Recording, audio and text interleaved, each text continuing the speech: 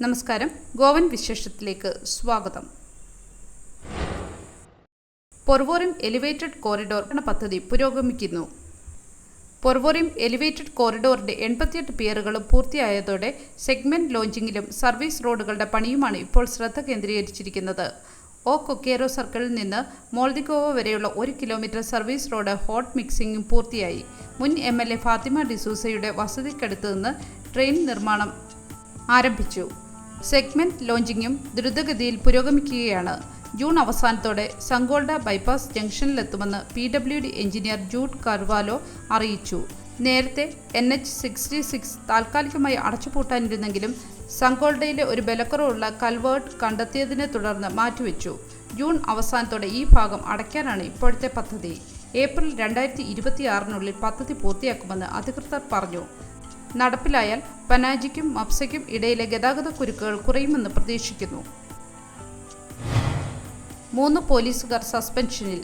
South Goa SP Tikam Singh Colva police സ്റ്റേഷനിലെ 3 കോൺസ്റ്റബിൾമാരായ അമർ ഗോങ്കർ, സിദ്ധേഷ് ഷിറോഡ്കർ, സത്യ ദേശായി എന്നിവരെ scrap ഡീലറിൽ നിന്ന് കൈക്കൂലി ആവശ്യപ്പെടുകയും സ്വീകരിക്കുകയും ചെയ്തതിന് സസ്പെൻഡ് ചെയ്തു.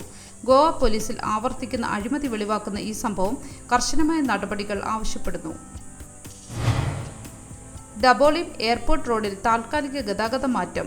ഡബോളിം വിമാനത്താവളത്തിന്റെ സ്വാഗത കവാടത്തിലാണ് ഗതാഗത മാറ്റം നോട്ടിഫൈ ചെയ്തിരിക്കുന്നത്.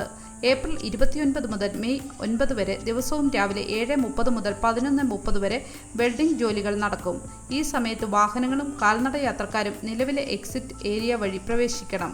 ദേശീയപാതയിൽ നിന്ന് താൽക്കാലിക പ്രവേശനവും വിപുലീകരിച്ച ടെർമിനൽ ബിൽഡിംഗിൽ നിന്ന് ഡൈവേർഷനും ഉണ്ടാകും. യാത്രക്കാർ ശ്രദ്ധിക്കുക.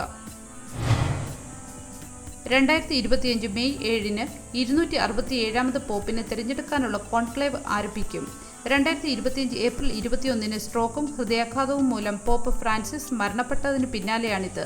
റോയിറ്റേഴ്സ് റിപ്പോർട്ട് പ്രകാരം വത്തിക്കാൻ പാരമ്പര്യമനുസരിച്ച് 15 മുതൽ 20 ദിവസത്തെ തയ്യാറെടുപ്പിന് ശേഷമാണ് ഈ ചടങ്ങ് നടക്കുക. ഗോവൻ വംശജരായ 2 കർദിനാൾമാർ, ഗോവയുടെയും ദാമിന്റെയും ആർച്ച് ബിഷപ്പ് ഫിലിപ്പ് നേരി ഫെരാവോ, കറാച്ചിയിലെ മുൻ ആർച്ച് ബിഷപ്പ് ജോസഫ് കൂട്സ് എന്നിവർ കോൺക്ലേവിൽ പങ്കെടുക്കുന്നു. 1557 ഗോവൻ സിയുടെ സ്ഥാപനം മുതൽ പോപ്പിനെ തിരഞ്ഞെടുക്കുന്ന ആദ്യ ഗോവൻ കർദിനാളാണ് ഫെറാവോ എന്ന് വിക്കിപീഡിയ പറയുന്നു. സിസ്റ്റൻ ചാപ്പലിൽ നടക്കുന്ന ഈ കോൺക്ലേവിൽ 80 വയസ്സിന് താഴെയുള്ള 135 കർദിനാൾമാരിൽ 134 പേർ പങ്കെടുക്കുന്നു.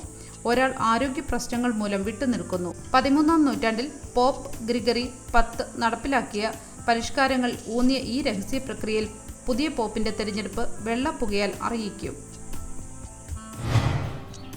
പോണ്ട ശ്രീ അയ്യപ്പ ക്ഷേത്രത്തിൽ ഗാനമേള. ഏപ്രിൽ 30 ബുധനാഴ്ച രാത്രി 7 മണിക്ക് പോണ്ട ശ്രീ അയ്യപ്പ ക്ഷേത്രത്തിലെ പ്രതിഷ്ഠ വാർഷിക ദിനത്തോടനുബന്ധിച്ച് സംഗീത പരിപാടി നടക്കും. തൃശൂർ ക്ലബ്സ് ഈവൻസിന്റെ ആഭിമുഖ്യത്തിൽ നടത്തപ്പെടുന്ന ഗാനമേളയിൽ പ്രശസ്ത ഗായകരും പങ്കെടുക്കും. ഭക്തജനങ്ങൾക്ക് സംഗീത നിശയിൽ പങ്കുചേർത്ത് അനുഗ്രഹം പ്രാപിക്കാനുള്ള അപൂർവ അവസരമാണിതെന്നും ഏവരെയും സ്വാഗതം ചെയ്യുന്നതായും സംഘാടകർ പറഞ്ഞു.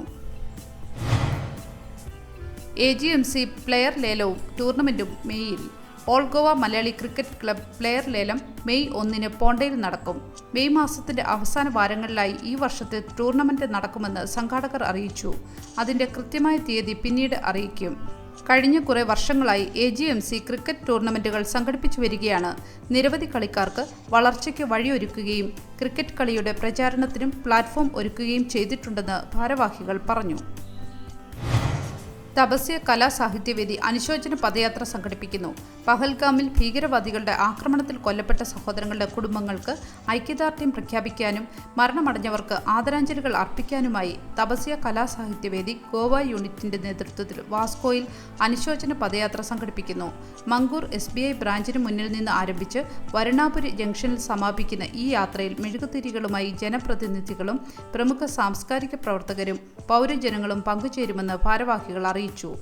പദയാത്രയിൽ പങ്കുചേരുവാൻ ആഗ്രഹിക്കുന്നവർ ഇന്ന് വൈകുന്നേരം 6 മണിക്ക് മുമ്പ് എത്തിച്ചേരണമെന്ന് ഭാരവാഹികൾ അറിയിച്ചിട്ടുണ്ട്.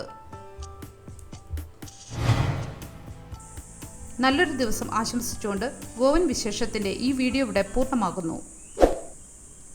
എല്ലാ ദിവസവും വാർത്തകൾക്കായി ഫോളോ ചെയ്യണമെന്നും വാർത്തകളുടെ നോട്ടിഫിക്കേഷൻ ലഭിക്കാനായി ബെല്ലൈക്കൺ എനേബിൾ ചെയ്യണമെന്നും അഭ്യർത്ഥിക്കുന്നു.